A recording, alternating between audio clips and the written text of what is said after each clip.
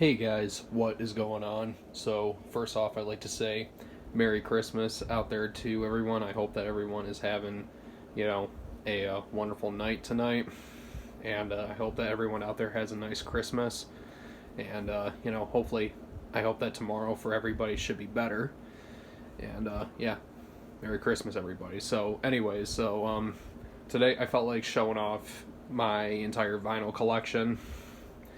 It's just I've been watching like other videos from other people showing off their vinyl collection, and it's kind of influenced me to want to do the same thing. I mean, I've already shown off like I've already shown off stuff like my Halloween collection and my VHS collection, so I might as well get my vinyl collection out of the way. So we're gonna start off with right here. This is, as you guys can see, this is Deep Purple's Perfect Stranger. This is original pressing. I found this at a collectible store. I only got this for like $10. I absolutely love this album, and yeah, I also really dig Deep Purple.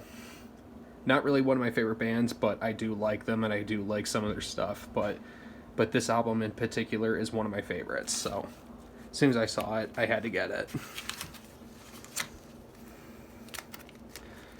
Next is this is AC/DC. If You Want Blood, You Got It. This is an original release as well. Really nice.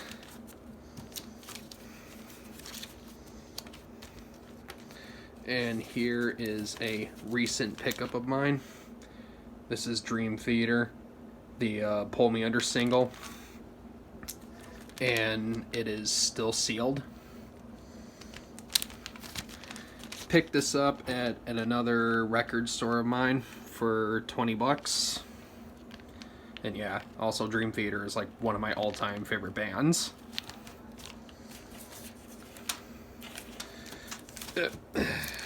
And next up is AC/DC's Back in Black.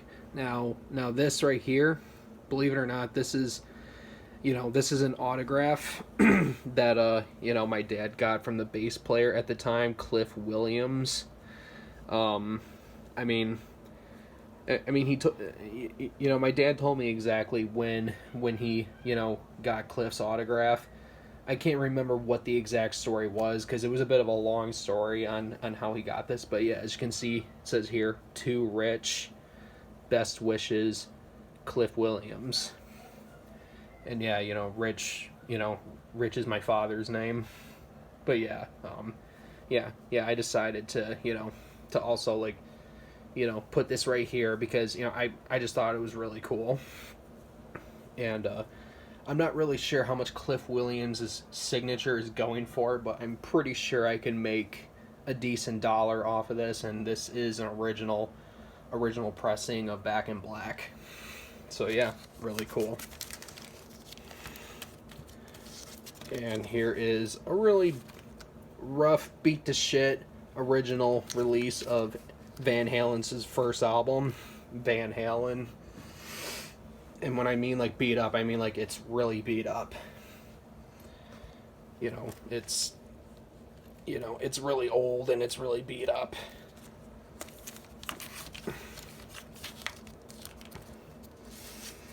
And now here is a limited edition red vinyl disc, Walmart exclusive for Metallica's Kill 'Em All.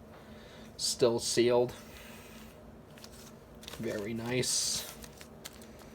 And here's just a regular release of Kill 'Em All.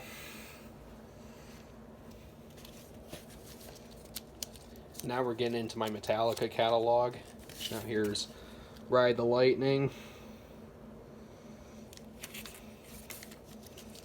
And Master of Puppets.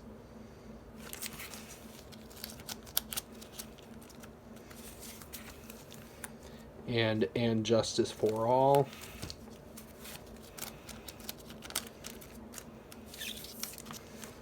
And here's an original copy of Metallica's LP, Garage Days Revisited album. And here's the Black Album. Garage Inc. Still sealed. And Hardwired to Self-Destruct. Honestly, I mean, some people shit on this album, but I really didn't think it was that bad. I mean, there's some tunes on here that I do enjoy, and but it's like, it's definitely an album that I don't listen to on occasion, but but I definitely do listen to it. I mean, like I said, not a bad album. It's miles better than, I mean, I know I'm going to probably get some hate, from people in the comments for saying this, but I personally think that Hardwired to Self-Destruct was a massive improvement from Death Magnetic. I mean, I'm sorry, I just wasn't the biggest fan of that album. Hardwired to Self-Destruct, for me personally, was just a better step. And, and for me, just, a wild, like, great improvement upon Death Magnetic. And obviously, like, this is, like, I'll take this over Death Magnetic and obviously over Saint Anger any day. I mean, like, not a perfect album, but it's in my opinion, it's miles better than Death Magnetic.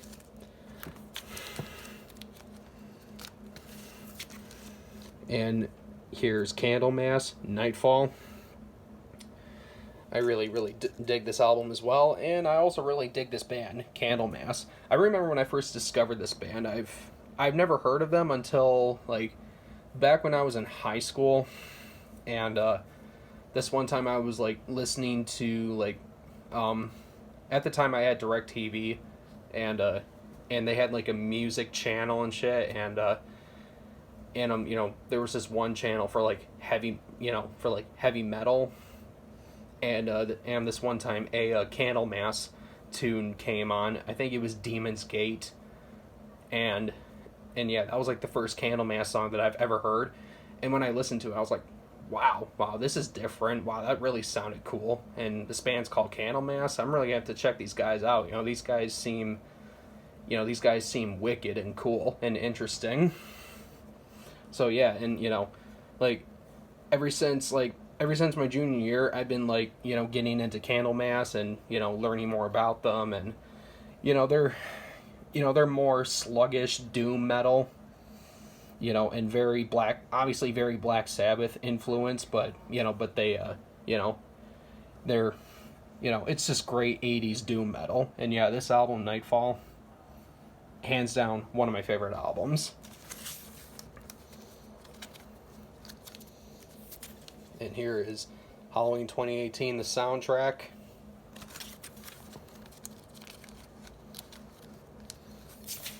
And here's Halloween Kills, the soundtrack. And there, along with it, is the Hunter's Moon single. Now we're getting into Ozzy territory. Here is an original pressing of Blizzard of Oz. Here is Diary. And here is an album that I also recently got. This is Bark at the Moon. This is an original copy as well. Original copies of Bark at the Moon, I mean, they're not hard to find, but I mean, they're a little hard to come by because, this album is, like, pretty rare.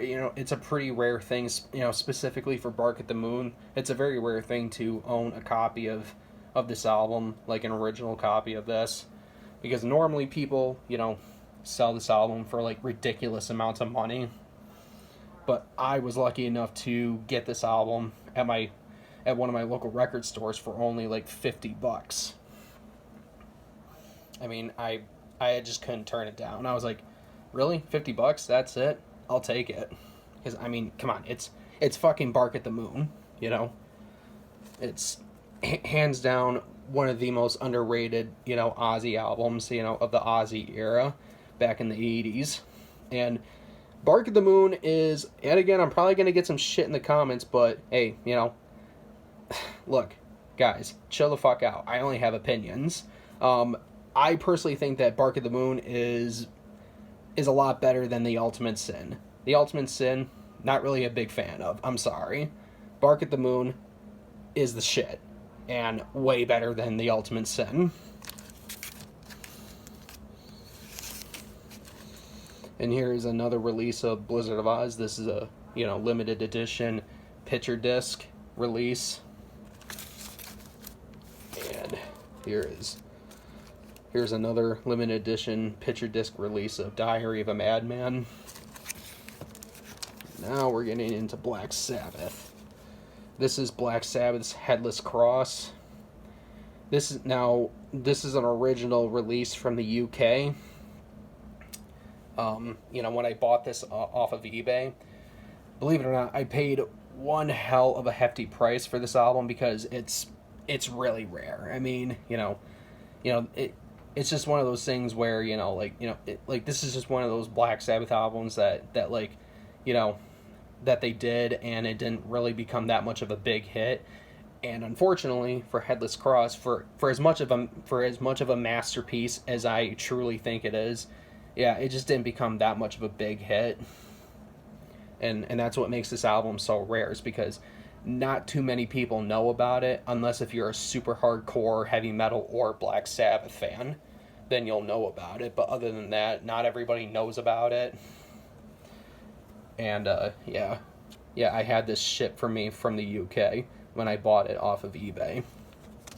But awesome. Just like, I don't know what else to say about this album that I haven't already said about it. Like, it is a true heavy metal masterpiece, and in my opinion, it's one of Black Sabbath's best albums from the Tony Martin era.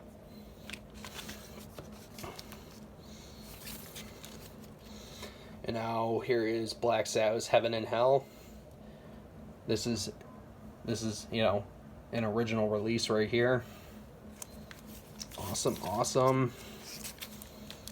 And here is Sabbath Bloody Sabbath. Here's Volume 4. And here is one of my, like, hands down, one of my favorite albums of the Ozzy era is Master of Reality. And here is Paranoid. And their debut album, Black Sabbath. Now we're getting into some Judas Priest. Here is British Steel. Defenders of the Earth, Still Sealed. I mean, my bad. Did I really just say Defenders of the Earth? I meant Defenders of the Faith. My bad. Here is an original copy of Sin After Sin by Judas Priest. Came across this at another local record store for $20. Now here is hands down one of my favorite, like, you know, like one of my favorite things in my entire collection. I got this for my birthday from my dad. This is an original release of Unleashed in the East, and it's still sealed. And as you can see right there, it was $80 when my dad got this for me. Very, very cool. And here is a reissue of Unleashed in the East. Point of Entry. Scream of a vengeance! Sorry, had to do it. Fucking love this album. I mean, come on, it's Screaming of Vengeance. How could you not love this album? And here is Motley Crue's debut album, Too Fast for Love. And here's some more Motley Crue, Shout at the Devil. And here's some Slayer, Show No Mercy. This is their debut album. And now here's their second album, Hell Awaits.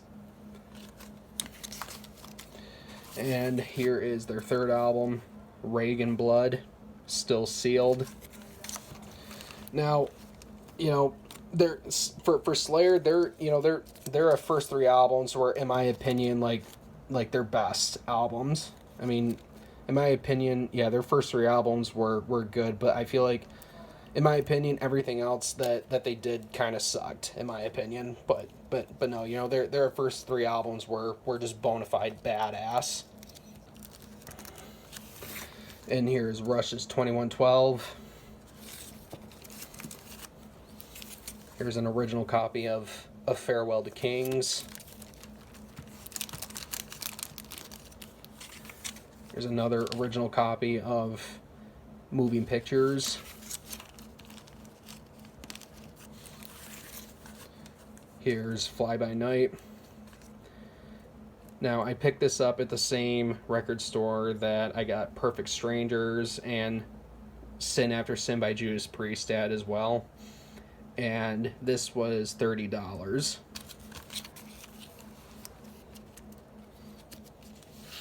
Now, this right here is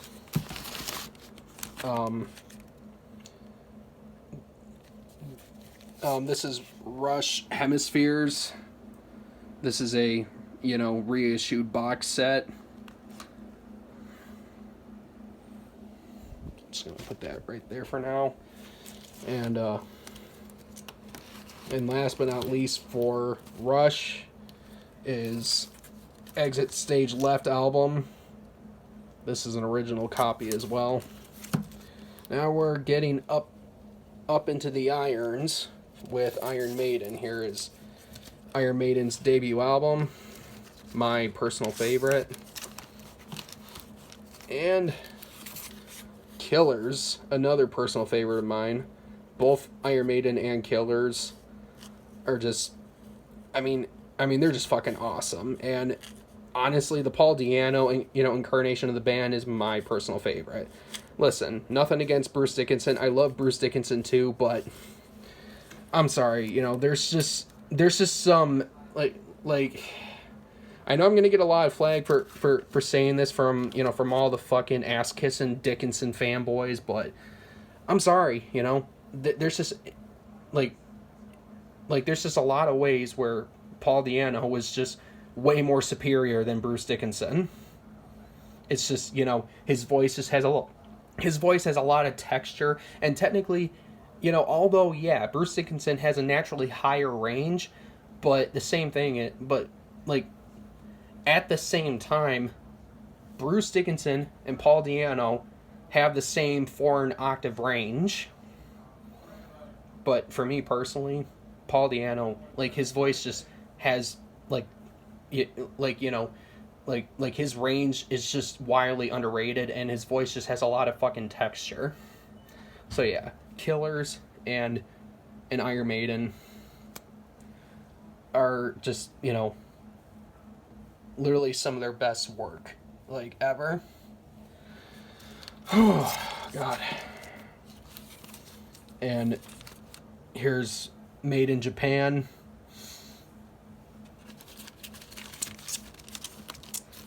And Number of the Beast. Peace of Mind. Motherfucking Power Slave. Live After Death. Somewhere in Time. What a fucking masterpiece. And here's 7th Synth Rock Ballad of a 7th Synth Rock Ballad. I'm sorry, but fuck this album.